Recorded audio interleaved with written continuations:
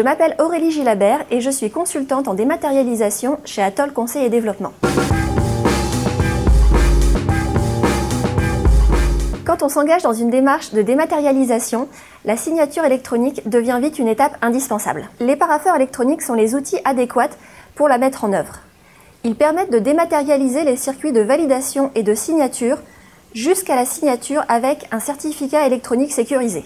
Mais les parapheurs électroniques ne sont pas adaptés pour travailler et échanger sur les documents, ni pour leur stockage. C'est pourquoi il est d'autant plus judicieux de les associer à une GED, et ce d'autant plus que, comme la GED, le parapheur est un outil transverse à toute l'organisation. Chez Atoll Conseil et Développement, nous avons développé un connecteur qui permet de relier la GED Alfresco à l'outil e-parapheur de Libriciel. Grâce à ce connecteur, les utilisateurs de la GED Alfresco peuvent travailler sur le document, l'élaborer et une fois celui-ci finalisé, l'envoyer directement en signature grâce à une action dédiée.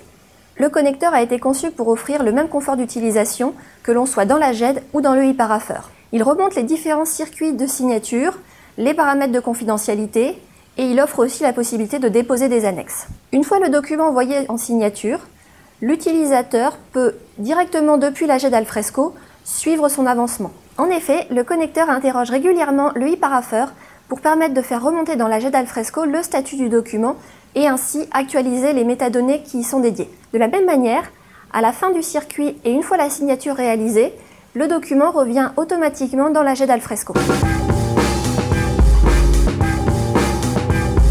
Ce que je viens de vous décrire est l'utilisation classique du connecteur.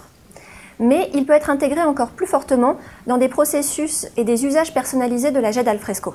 Par exemple, nous avons développé un workflow de création et de validation des bons de commande en GED qui intègre une étape d'envoi en signature dans le e-parapheur. Une fois le document signé, il revient dans la GED et le workflow continue ses étapes.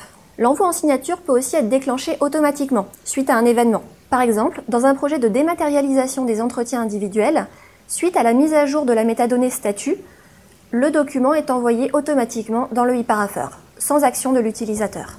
Enfin, il est possible d'échanger des métadonnées entre le e-parapheur et la GED Alfresco, et ce dans les deux sens.